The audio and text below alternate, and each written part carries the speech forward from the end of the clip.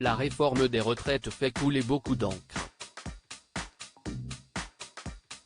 En ce début d'année 2023, elle a entraîné une vague de contestation en France, à travers des manifestations et blocages.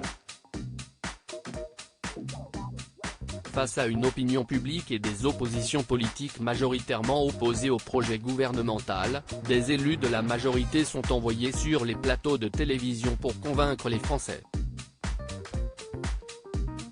Interrogés sur les mesures du projet qui font débat, telles que le recul de l'âge légal de départ à la retraite à 64 ans, ils doivent également faire face aux polémiques lancées par leur propre camp. Des propos tenus par Franck Riester ont notamment mis le feu aux poudres, avant les discussions parlementaires à l'Assemblée nationale. Il ne pouvait pas se la fermer, Riester, on n'est pas aidé, a notamment lâché un député médiatique auprès du journal Le Parisien, ce vendredi 27 janvier.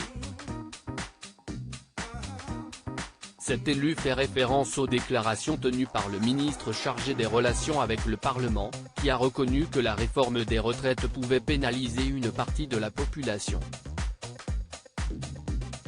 Les femmes, pour atteindre leur durée de cotisation, utilisent notamment des trimestres validés par enfant. Évidemment, si vous reportez l'âge légal, elles sont un peu pénalisées. On n'en disconvient absolument pas, a-t-il indiqué sur LCP, lundi 23 janvier.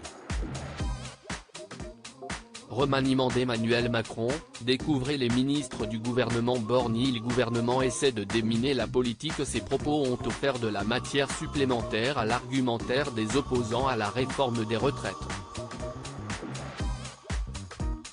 De son côté, le gouvernement a dû opter pour une stratégie défensive, déjà bien mis en difficulté par la contestation naissante dans le pays. Je ne peux pas laisser dire que notre projet ne protégerait pas les femmes. Au contraire, a répliqué Elisabeth Borne, à l'Assemblée nationale, mercredi 25 janvier.